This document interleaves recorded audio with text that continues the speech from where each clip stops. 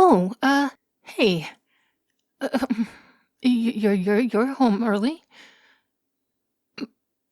Suspicious, please. Your brain. No, I'm not acting suspicious. I'm just surprised to see you here early because you normally come home, a good half an hour later than this. And mm, what are you doing? Don't go. Please don't open that door. You can't just not look. I asked you not to go and open that door, and you just can't not. Oh, it's just something I was working on for our anniversary. Yeah, I I wanted to do something special, so. Wait, what? No, we're not gonna go cosplay at a medieval festival. Uh, Those outfits are Regency era, and frankly, it is killing me that you don't know the difference after all this time we've been together.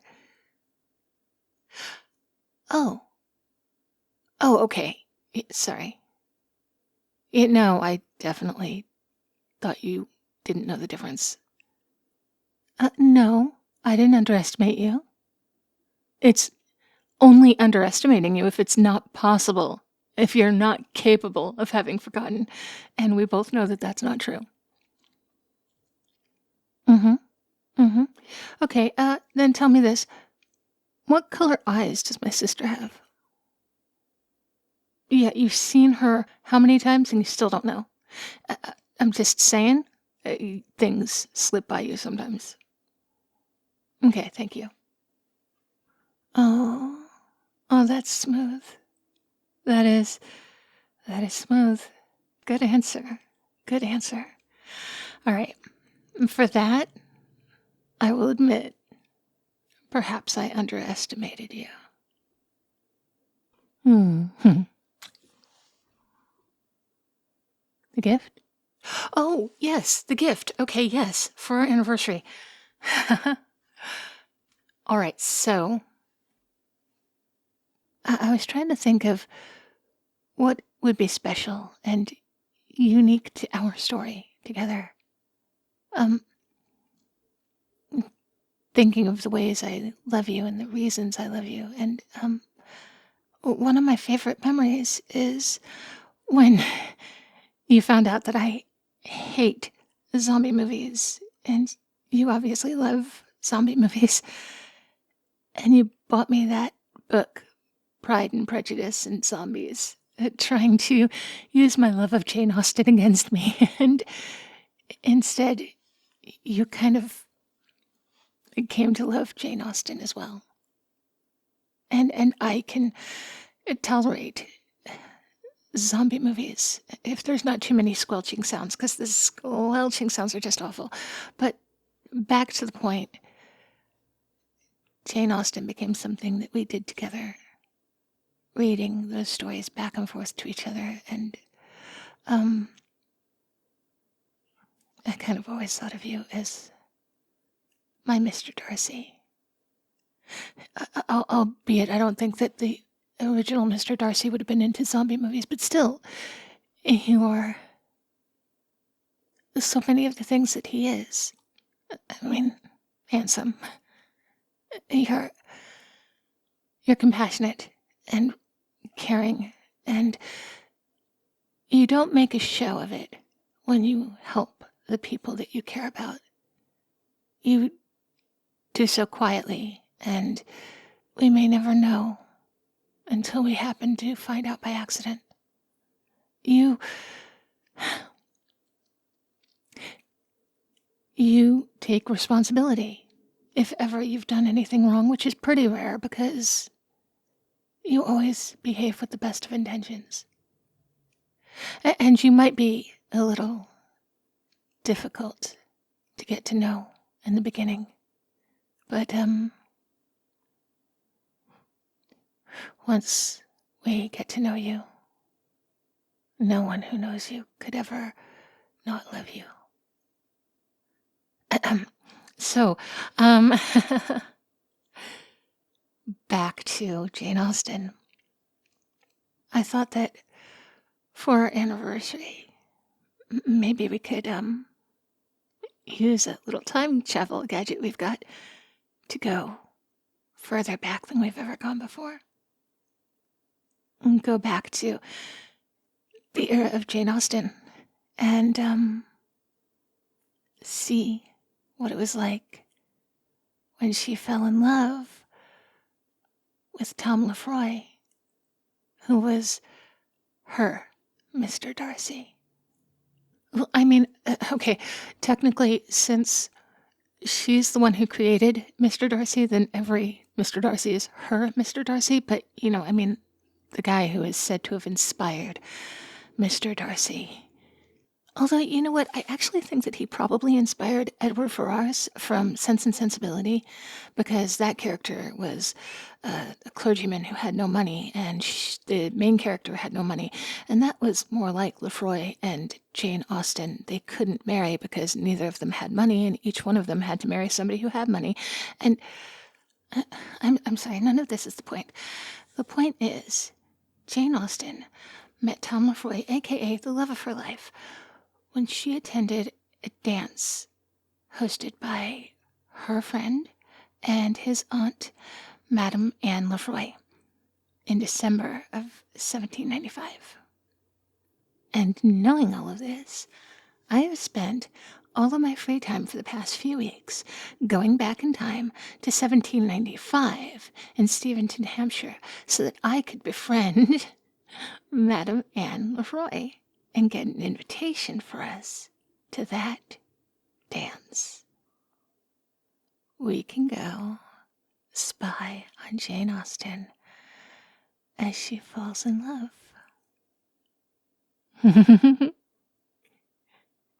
I think, as anniversary gifts go, that's pretty freaking romantic, right? Zombies would not be romantic. No, zombies would not be romantic. There are no. Zombies would be horrifying. And fortunately, there are no zombies in the past. We could try traveling to the future, but I don't think that's a great idea, especially not if they're going to be zombies. So, are you with me? Good. Because there's also the fact that we don't know when zombies would be in our future, and I certainly wouldn't know what the outfits looked like so that we could blend. All right, well, I suppose we could go literally anytime. Get changed.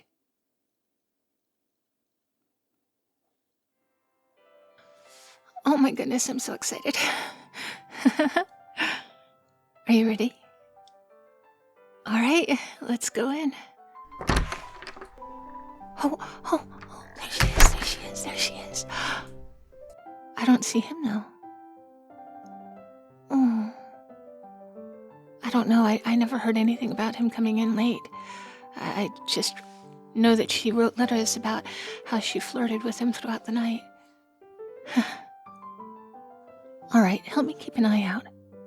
We're looking for a guy with light blonde hair and really blue eyes. If the portraits are to be believed, he had a little aquiline bump on his nose and a full lower lip, hooded eyes, and not thick eyebrows, but not thin. He's kind of good looking. Oh, and we're looking for somebody with an Irish accent.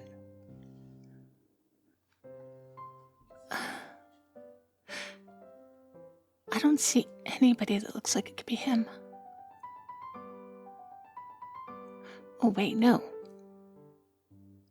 No, not him. Jane. It looks like she's saying goodbye. This can't happen. This can't happen at all. No. Okay, as much as I think that Edward Ferrars is the character that is based on Tom Lefroy, there's no denying that she wrote what would become Pride and Prejudice while she was right in the middle of mourning the loss of this romance here. If she doesn't fall in love with him, then at the end of it, she doesn't have to write herself a happy ending. I tell you what, since I'm the one who knows what Tom Lefroy looks like, I'll go looking for him. In the meantime, you make a beeline for Jane Austen and, I don't know, do something to keep her here. I don't know. Be your usual charming self. I'm sure she won't be able to resist. After all, you are Mr. Darcy, right? Certainly you can charm Jane Austen. Go on.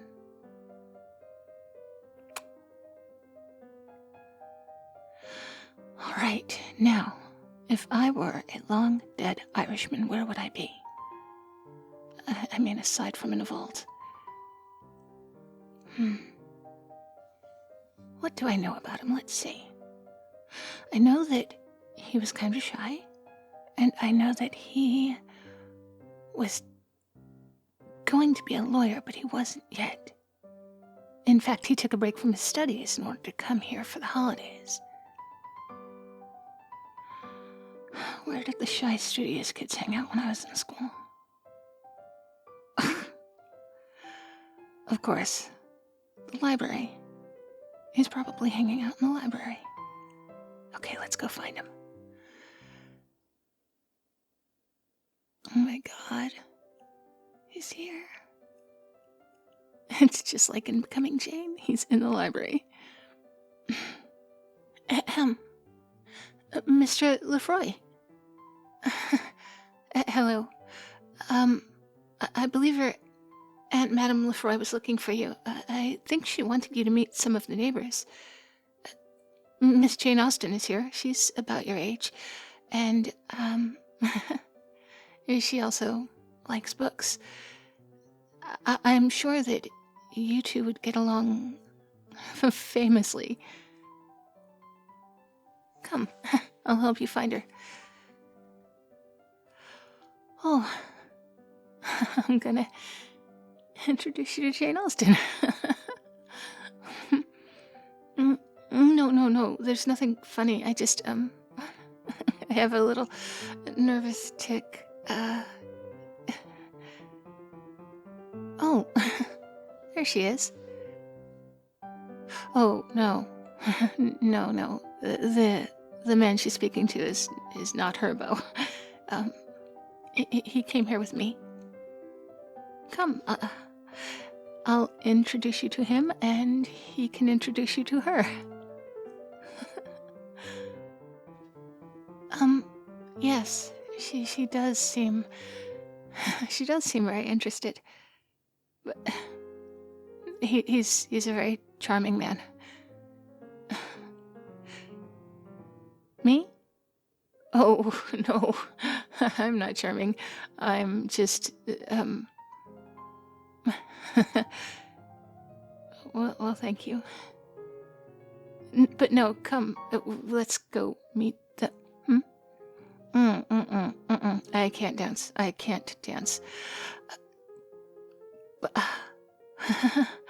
It is a funny way of talking, isn't it?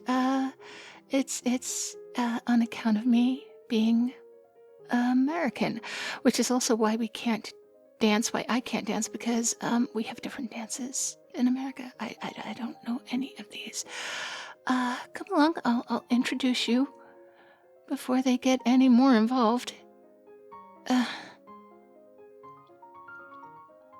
Hello, darling. I would like to introduce to you Mr. Tom Lefroy.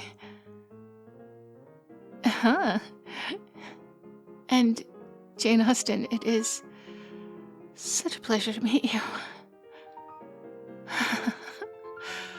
Oh, we will leave you to it. Me, I'm not laughing. I'm just choking a little bit. I got something in my throat. Excuse me. We should be going because I'm feeling a little under the weather. Bye-bye. We have to get out of here. Jane Austen thinks I'm insane, and that is perfectly apt right now. Oh my goodness. Did you have fun? She was flirting with you, wasn't she? I saw her flirting with you. Mm. Yes, he flirted with me as well. Oh my goodness. You know what? We should get back. Because I can't kiss you properly here. And I can't wait to kiss the man who charmed Jane Austen.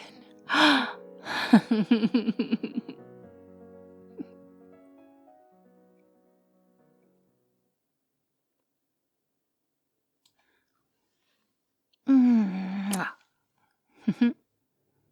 Now tell me, was that a memorable anniversary present, or was that a memorable anniversary present?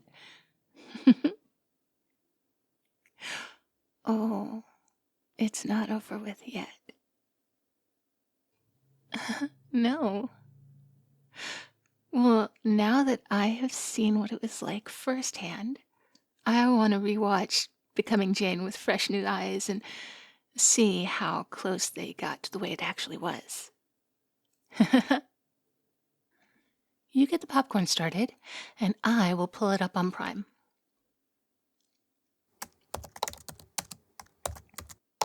Hmm.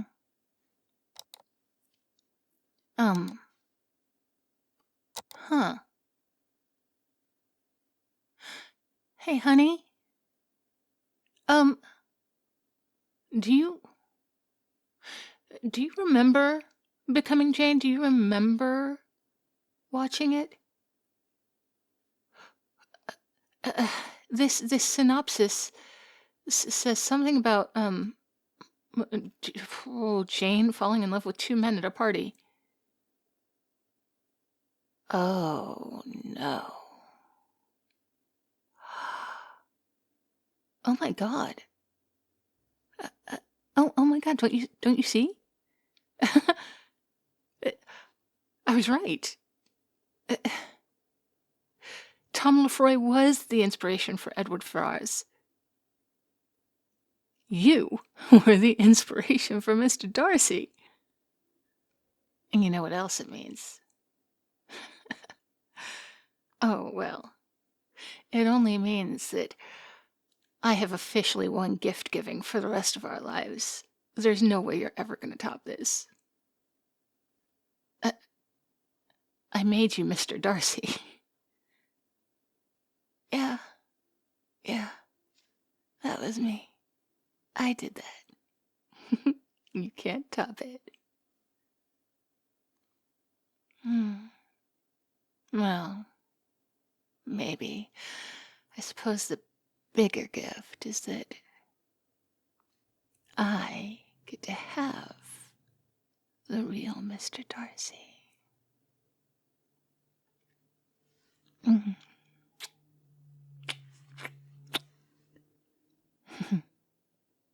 Yeah. Yeah, I gave myself a pretty good gift there.